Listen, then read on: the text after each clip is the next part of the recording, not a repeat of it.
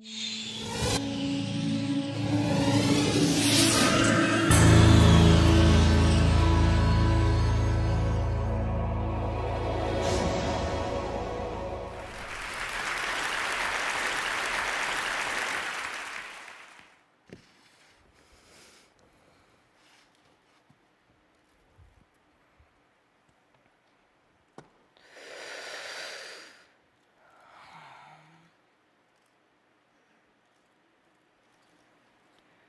I didn't always make my living from music.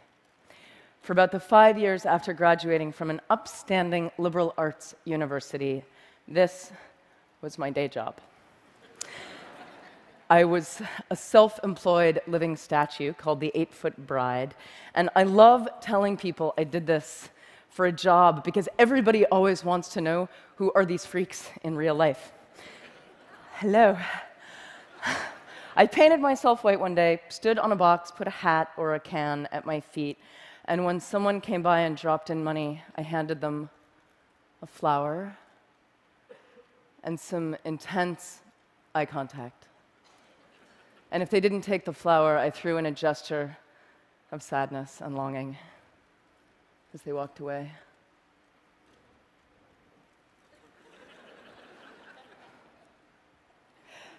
So I had the most profound encounters with people, especially lonely people who looked like they hadn't talked to anyone in weeks. And we would get this beautiful moment of prolonged eye contact being allowed in a city street, and we would sort of fall in love a little bit.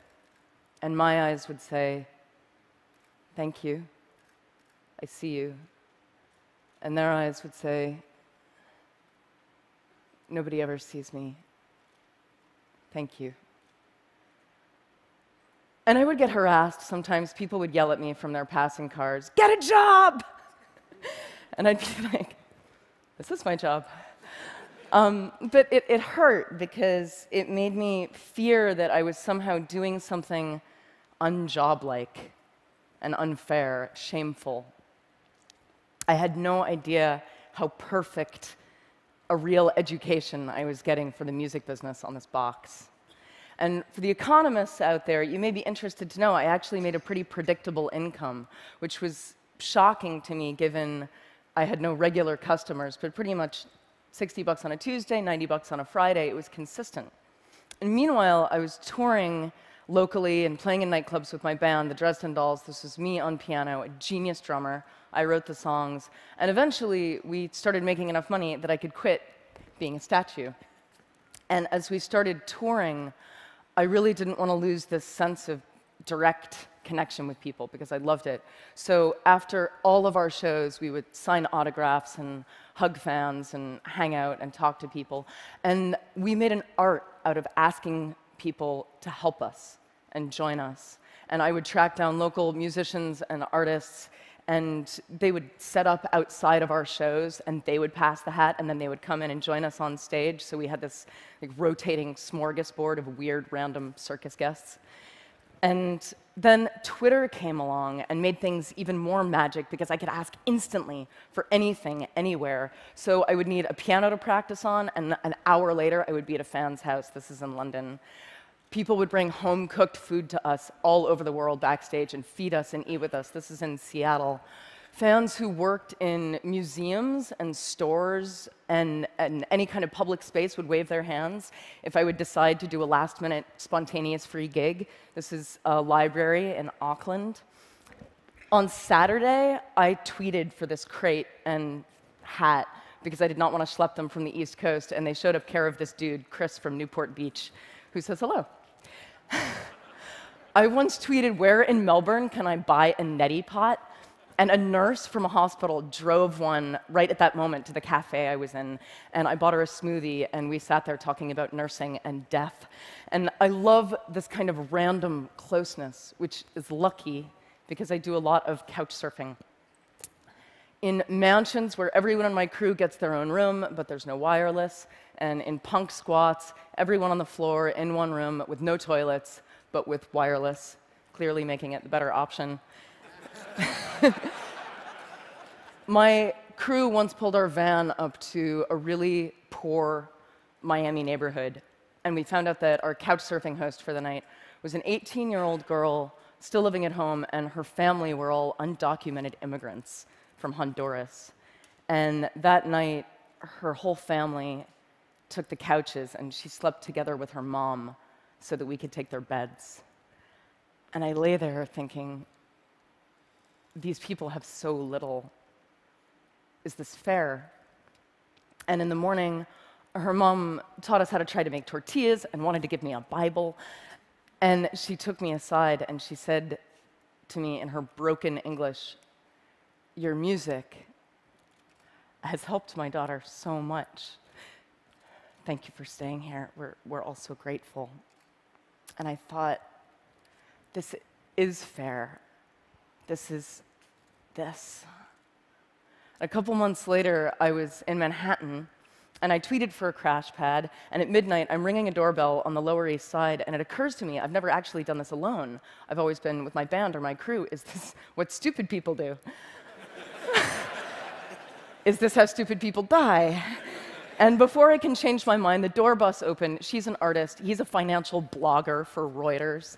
And they're pouring me a glass of red wine and offering me a bath, and I have had thousands of nights like that and like that. So I couch surf a lot. I also crowd surf a lot. I maintain couch surfing and crowd surfing are basically the same thing. You're falling into the audience, and you're trusting each other. I once asked an opening band of mine if they wanted to go out into the crowd and pass the hat to get themselves some extra money, something that I did a lot. And as usual, the band was psyched, but there was this one guy in the band who told me he just couldn't bring himself to go out there. It felt too much like begging to stand there with the hat. And I recognized his fear of, is this fair? And get a job. And meanwhile, my band is becoming bigger and bigger. We sign with a major label. And our music is a cross between punk and cabaret. It's not for everybody. But, well, maybe it's for you. We sign, and there's all this hype leading up to our next record. And it comes out, and it sells about 25,000 copies in the first few weeks. And the label considers this a failure. And I was like, 25,000, isn't that a lot? They were like, no, the sales are going down, it's a failure, and they walk off.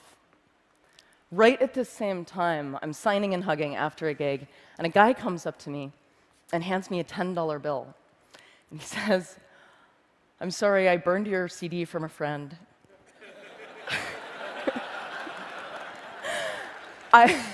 But I read your blog, I know you hate your label, I just want you to have this money. And this starts happening all the time.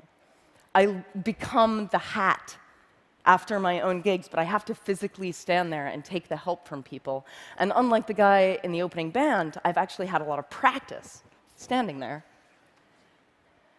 Thank you.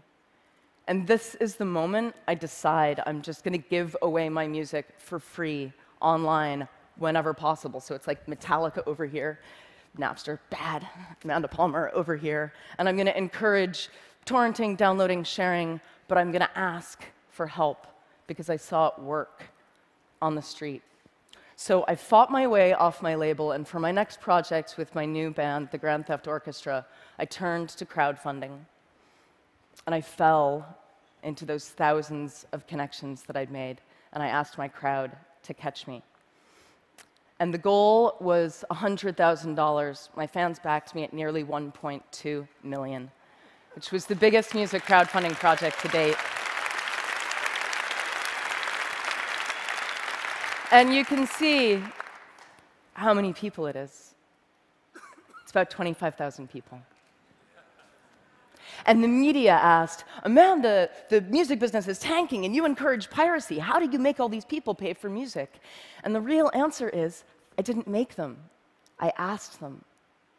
And through the very act of asking people, I'd connected with them.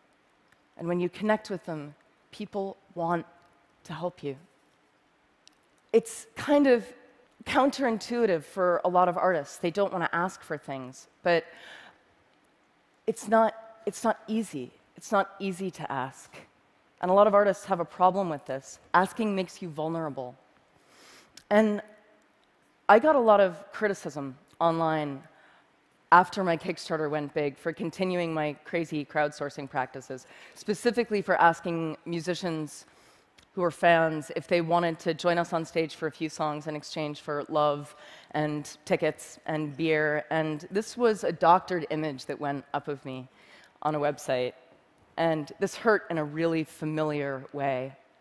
And people saying, "You're not allowed anymore to ask for that kind of help," really reminded me of the people in their cars yelling, "Get a job," because they weren't with us on the sidewalk, and they couldn't see the exchange that was happening between me and my crowd, an exchange that was very fair to us, but alien to them. So this is slightly not safe for work. This is my Kickstarter backer party in Berlin. At the end of the night, I stripped and let everyone draw on me. Now, let me tell you, if you want to experience the visceral feeling of trusting strangers, I recommend this, especially if those strangers are drunk German people. This was a ninja master level fan connection, because what I was really saying here was, I trust you this much. Should I? Show me. For most of human history, musicians, artists, they've been part of the community, connectors and openers, not untouchable stars. Celebrity is about a lot of people loving you from a distance, but the internet and the content that we're freely able to share on it are taking us back. It's about a few people loving you up close, and about those people being enough. So a lot of people are confused by the idea of no hard sticker price. They see it as an unpredictable risk. But the things I've done, the Kickstarter, the street, the doorbell, I don't see these things as risk. I see them as trust. Now, the online tools to make the exchange as easy and as instinctive as the street, they're getting there. But the perfect tools aren't going to help us if we can't face each other and give and receive fearlessly, but more important, to ask without shame. My music career has been spent trying to encounter people on the internet the way I could on the box. So blogging and tweeting, not just about my tour dates and my new video, but about our work and our art and our fears and our hangovers, our mistakes, and we see each other. And I think when we really see each other, we want to help each other. I think people have been obsessed with the wrong question, which is, how do we make people pay for music? What if we started asking, how do we let people pay for music? Thank you.